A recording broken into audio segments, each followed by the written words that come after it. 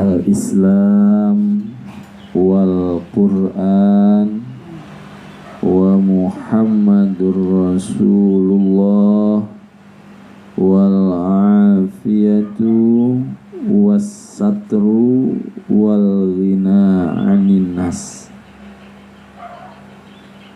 Telah berkata Imam Ali bin Abi Thalib radhiyallahu anhu wa karramallahu wajhah. Imam Ali mengatakan an-ni'amu. Syekh Nawawi memberi sarah ay a'zomuha. Bermula nikmat-nikmat yang besar itu sittatu asya. Jumlahnya ada 6 perkara. Ini nikmat besar. Selain yang 6 ini nikmat yang kecil, ya. Yang pertama kata Imam Ali, al-Islamu, nikmat menjadi muslim. Ini nikmat terbesar pertama. Dan orang akhir zaman tidak meyakini, bahkan tidak menganggap karunia iman ini sebagai nikmat. Dia berkeyakinan karena bapak dan ibunya muslim, maka dia jadi muslim. Karena bapak dan ibunya mukmin, maka dia jadi mukmin. Padahal tidak. Karena Allah tunjukkan, bahkan yang bapaknya nabi dan rasul pun ketika tidak diberi hidayah oleh Allah, anaknya tetap kafir. Bahkan ada anak yang ketika orang tuanya tidak diberi hidayah oleh Allah, padahal anaknya seorang nabi dan rasul, bapaknya tetap kafir dan tidak beriman kepada Allah. Kita yang hadir di majelis ini seluruhnya dengan kemurahan Allah telah menerima karunia nikmat terbesar pertama, yakni nikmat iman dan Islam.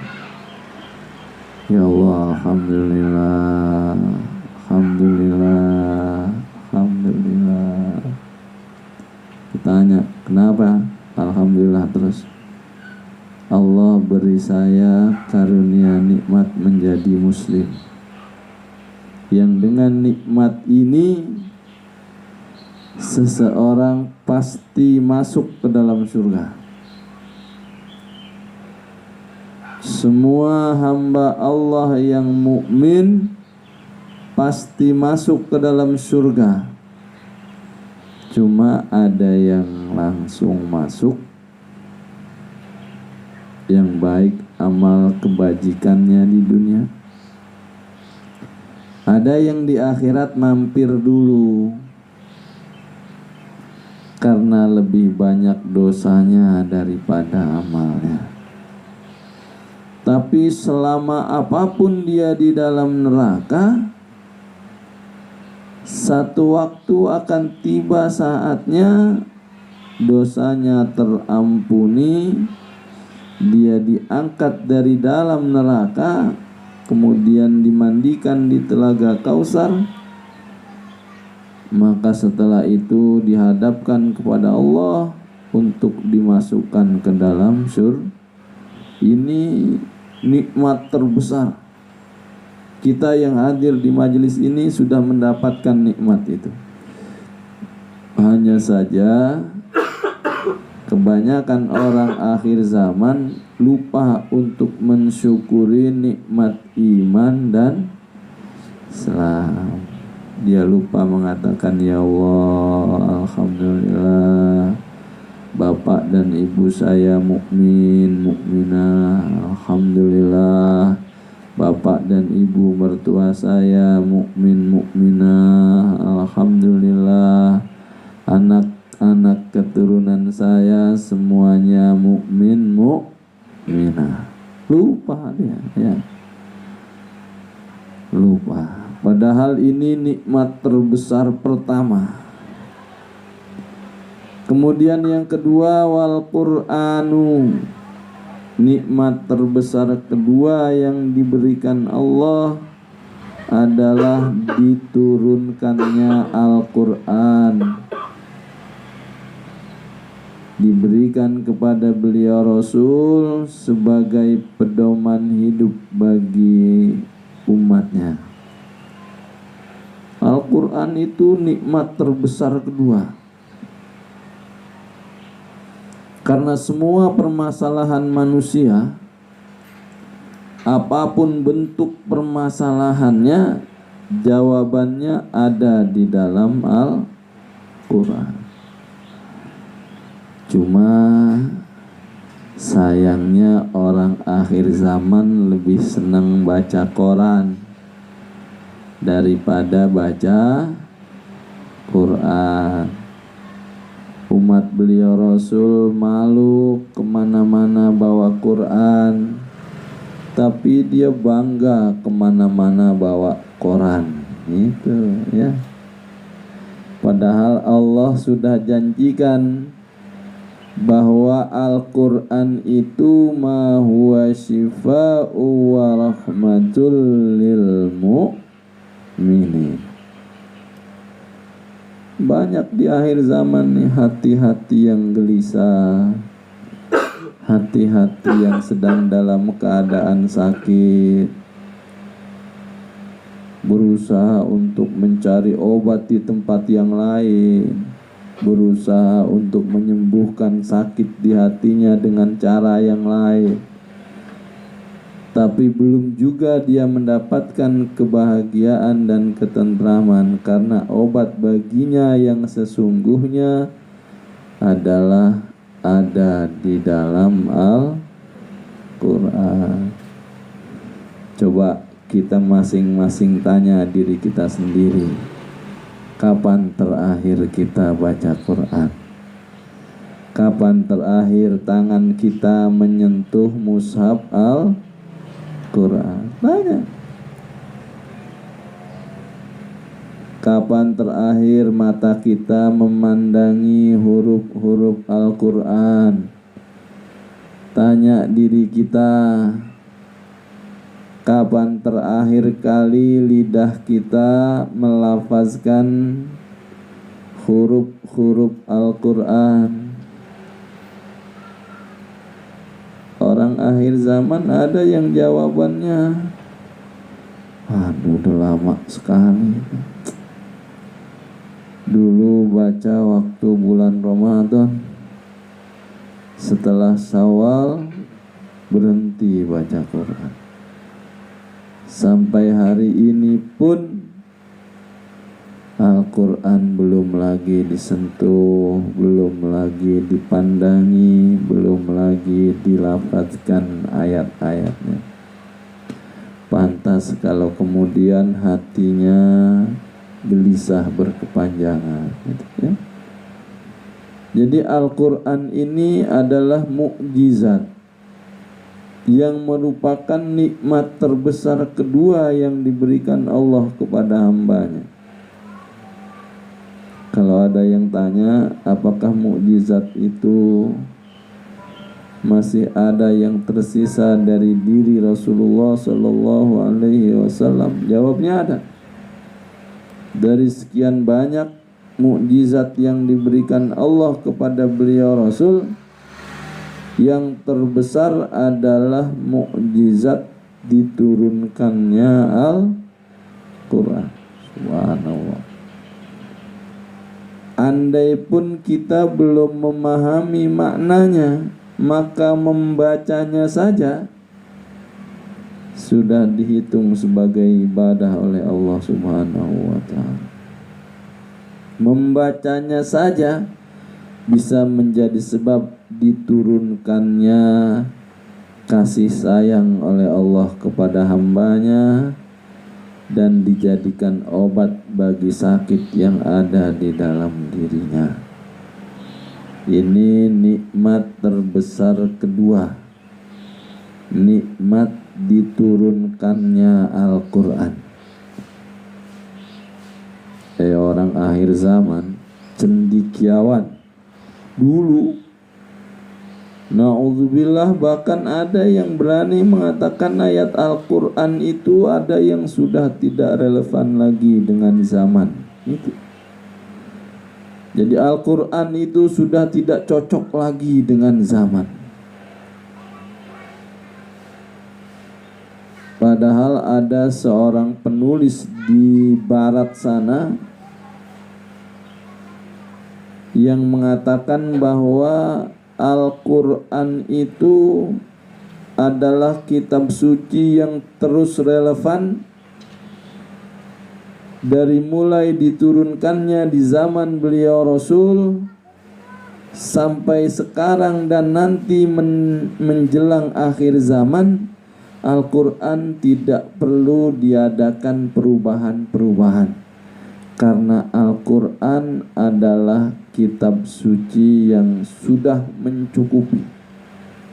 Ya, ada cendekiawan Islam, cendekiawan Muslim di Indonesia, bahkan na'udzubillah berani mengatakan ayat Al-Quran ada yang tidak relevan dengan zaman.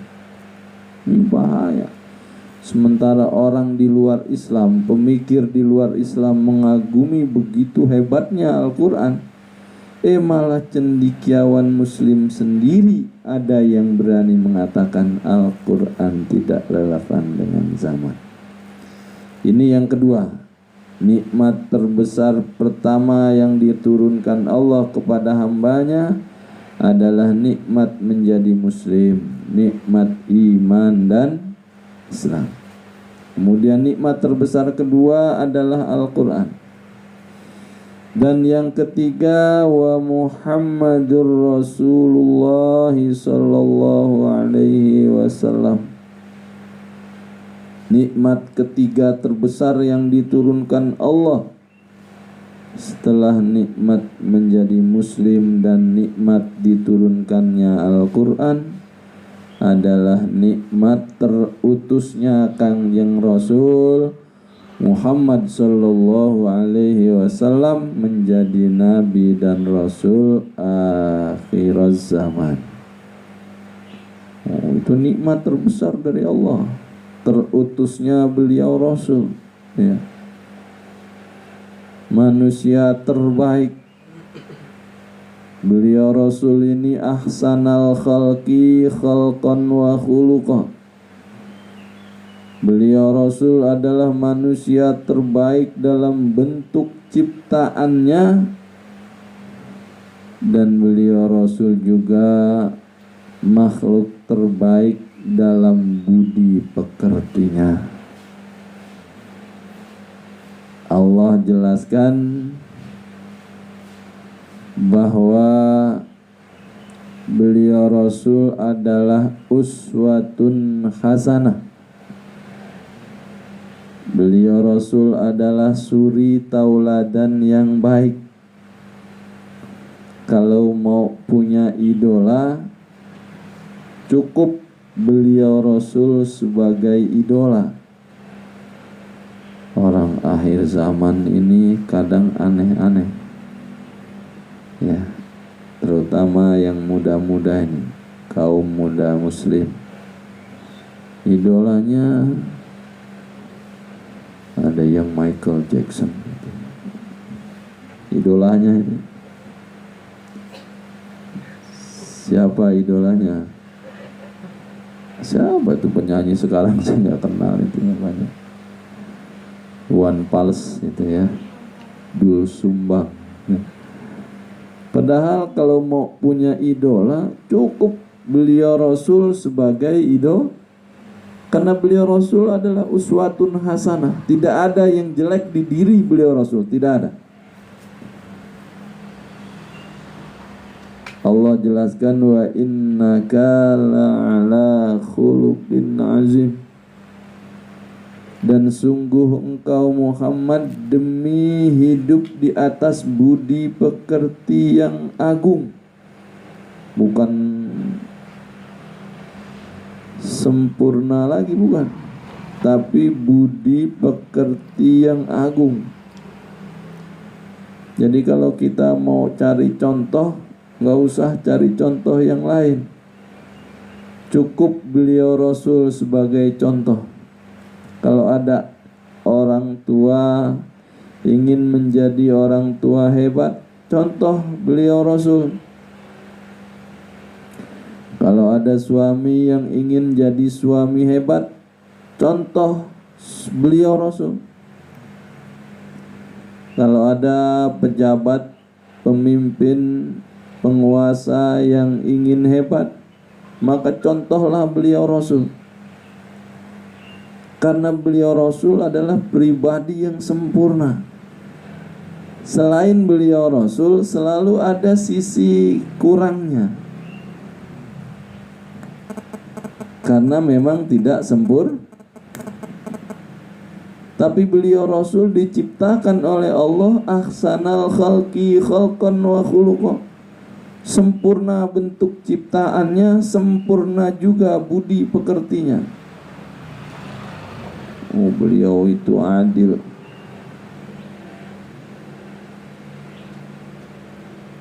Beliau Rasul katakan, tidak ada yang aku perintahkan kepada kalian untuk dikerjakan kecuali apa yang aku perintahkan telah aku kerjakan terlebih dahulu. Itu Rasulullah. Jadi suri ketauladanan. Kalau beliau Rasul suruh umatnya untuk sholat, beliau Rasul orang pertama yang bengkak betisnya itu karena terlalu sering berdiri sholat. Ada kita umat beliau Rasul yang betisnya bengkak karena sering sholat. Sampai betis beliau Rasul ini bengkak karena berdiri lagi, selesai, berdiri lagi, selesai, berdiri lagi. Ya. Bahkan ketika beliau Rasul menjadi pemimpin, beliau Rasul menjadi pemimpin yang adil. Terkenal ucapan beliau yang mengatakan, lau anna Fatimata binta Muhammadin sarakat laqata'tu yadaha. Demi jika seandainya Fatimah putra Muhammad mencuri, maka aku yang akan potong tangannya. Itu kata beliau Rasul. Nah, kalau kita kan lain. Kalau anak orang, potong tangannya.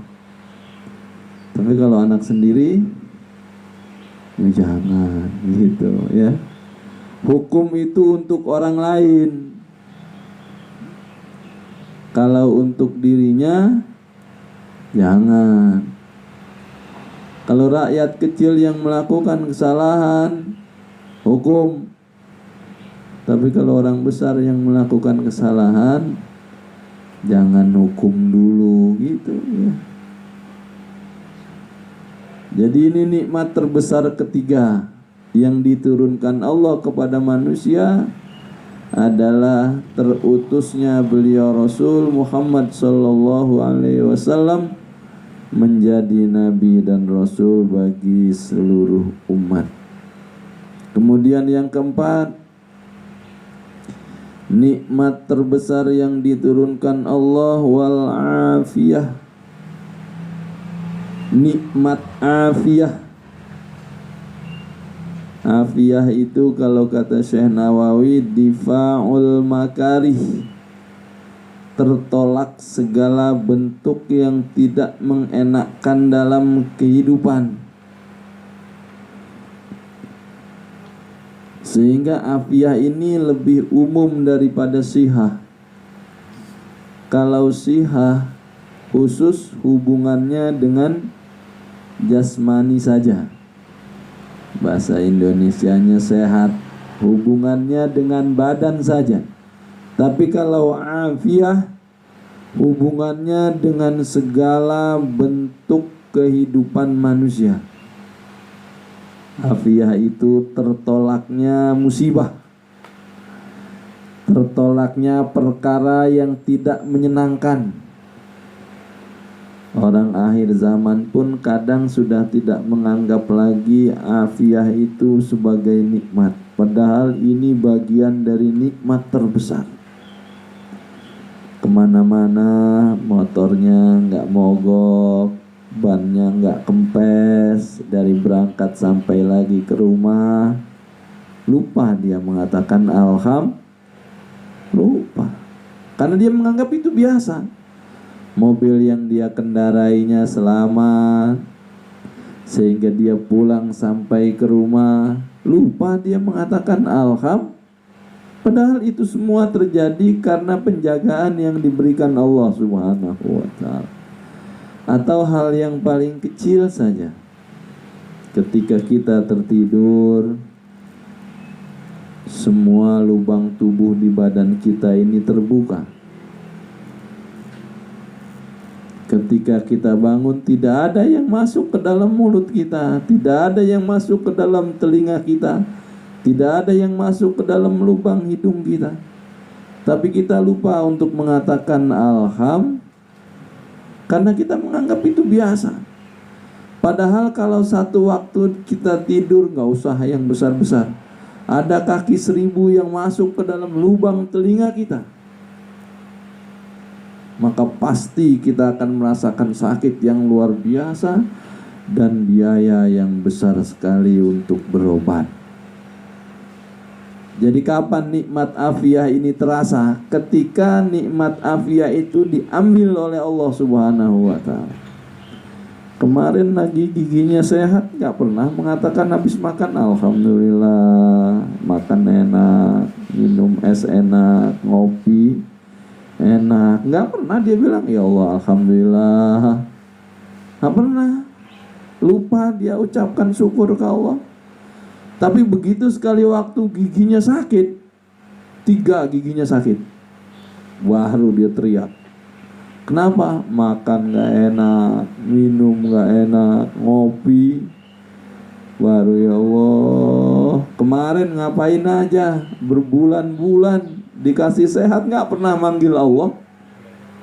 Baru dikasih 3 hari giginya sakit, baru dia teriak. Nah ini nikmat terbesar yang kelima, nikmat afiyah. Bangun tidur subuh, buka pintu rumah, ada mobil, ada motor, ada, nggak kita bilang alhamdulillah? Karena kita menganggap itu bukan nikmat. Padahal Allah sudah jaga harta itu sehingga tetap ada di tempat asalnya. Sekali waktu begitu dibuka pintunya dan dia lihat motor nggak ada, baru dia terasa, ya Allah, itu ya. Ya.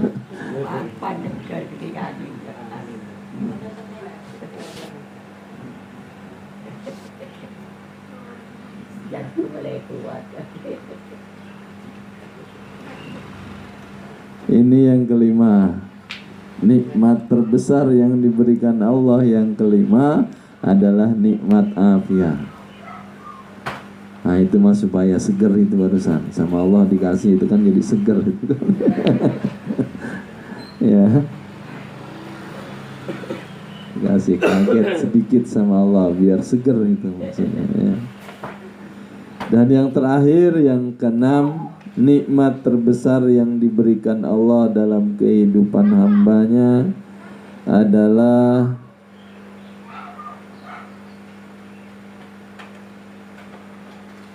wasatru. Yang kelima, mohon maaf. Yang kelima, nikmat terbesar yang diberikan Allah itu nikmat tertutup aib. Nikmat tertutup dosa dan celah yang pernah kita buat. Setiap manusia itu kan punya rahasia sendiri-sendiri.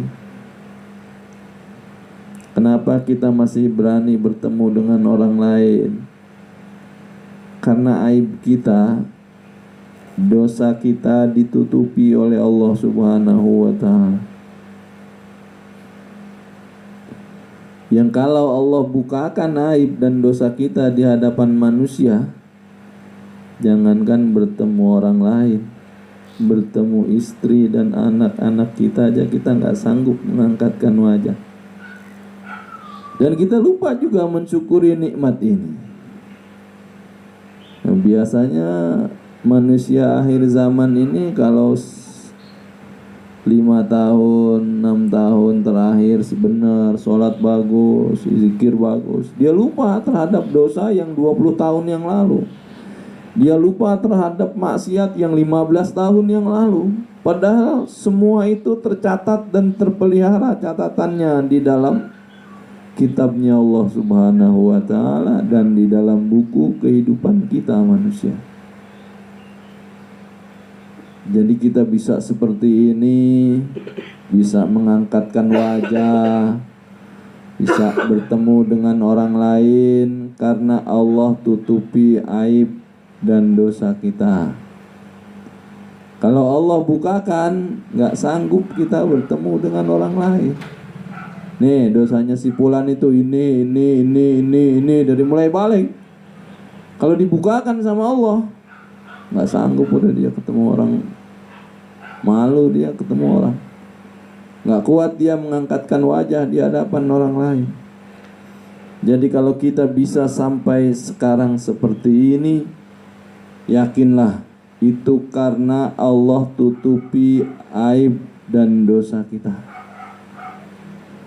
Kan ada orang yang mulanya dipuji-puji, dielu-elukan, bahkan dipanggil dengan panggilan yang mulia, dengan panggilan yang terhormat. Begitu Allah bukakan sedikit saja aibnya, langsung dihujat banyak orang. Yang mulanya dipuja-puji, dielu-elukan, seketika berubah, dihina begitu banyak orang, dicaci maki begitu banyak orang. Padahal yang dibukakan Allah aibnya baru sedikit. Apalagi kalau sama Allah dibukakan aibnya semuanya. Naudzubillah, cuma naudzubillah. Jadi nikmat terbesar kelima adalah nikmat tertutupinya aib dan dosa oleh Allah Subhanahu wa ta'ala. Dan yang terakhir, nikmat terbesar itu adalah wal